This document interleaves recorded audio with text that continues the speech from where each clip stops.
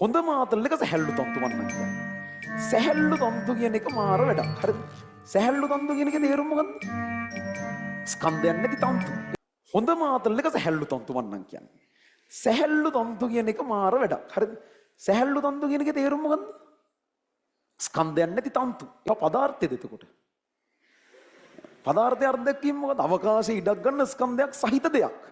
සැහැල්ලු තන්තු අවකාශයේ ඉඩක් ගන්නවනේ එක එහෙම ලෙල්ලනවා එහෙම එක ඉඩක් ගන්න භෞතික දෙයක් නේ ඒක. හරිද? එතකොට ඒක අවකාශයේ ඉඩක් ගන්නවා. ස්කන්ධයක් නැහැ. සැහැල්ලු තන්තු. වරක් නැහැ. මේ ලෝකේ සැහැල්ලු තන්තු කීයක් ඇද්ද? එකක්වත් නැහැ. සැහැල්ලු තන්තු තියෙන්නේ මිනිසුන්ගේ ඔළුව ඇතුලේ විතරයි. හරිද?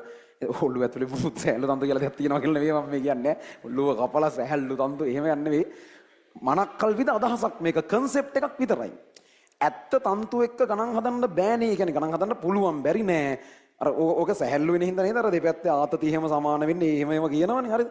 අර තන්තුවක අර දිගටම ආතතිය එහෙම අර සිරස්ව තියෙනකොට තන්තුවක් ඒකේ ආතතිය දිගින් දිගටම සමාන වෙලා තියෙන හැමතැනකම සමාන වෙන්නේ. ඒක සැහැල්ලුයි නම් විතරයි. ඒකට යම් කිසි ස්කන්ධයක් තිබ්බනම් ඒක එහෙම නැති වෙනවා. ඒතර ඒ ලක්ෂණේ එක්ක ගණන් හදන්න ඕන හින්දායි සැහැල්ලු තන්තු කියලා දෙන්නේ ඕගලන්. හැබැයි මේ ලෝකේ සැහැල්ලු තන්තු කියලා දෙයක් නැහැ. බරක් නැති තන්තු. හරි වැඩ නේ මොනවද? ඒ කියන්නේ දෙයක් තියෙනවා බරක් නැහැ.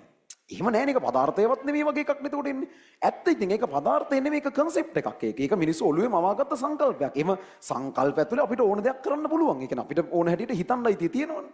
ඒ වගේ ඇත්ත තන්තු වල අධ්‍යයනය ටිකක් විතර කම්ප්ලෙක්ස් නිසා ඔයගලන්ට සැහැල්ලු තන්තු කියලා එකක් ඉන්ට්‍රොඩියුස් කරලා. ඒකෙන් ගණන් හදනවා හොගාලා. ලකුණුත් දෙනවා ඊට පස්සේ. හරිද? ඒ කියන්නේ එහෙම යනවා දිගටම. දැන් ඒ වගේ එන ප්‍රතිඵල ඇත්තම ප්‍රතිඵල වලට වෙනස්. හැබැයි චුට්ටයි වෙනස්.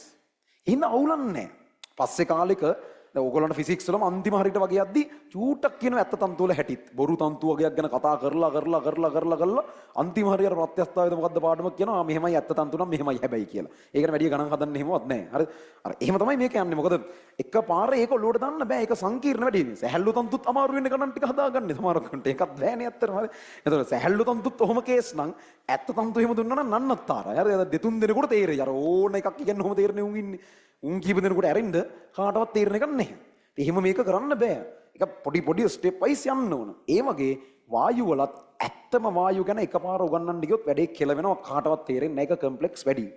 එහෙනම් මේ පාඩමේ 80%ක්ම අපි ඉගෙන ගන්නේ ලොවෙත් නැති වායු జాතියක් ගැන. බොරු වායු జాතියක් ගැන. අපි මවාගත්ත වායු జాතියක් ගැන. අන්තිමට 20%ක් විතර කියනවා මෙතර වෙලා කිව්වේ බොරු. මේ ඇත්ත එක මෙන්න මෙහෙමයි කියලා චූට්ටක් ඒ ගැනත් කියනවා. එහෙම එකක් තමයි මේ පාඩමේ තියෙන්නේ. නමුත් ඒක එහෙම තමයි තියෙන්නේ. එහෙම නැතුව උගන්වන්න බෑ. ඒ උගන්වනවා කියන එක වෙන ප්‍රොසෙස් එකක්. අර ඕන දෙයක් තේරෙන්නේ උන්ට උගන්වන්න පුළුවන්.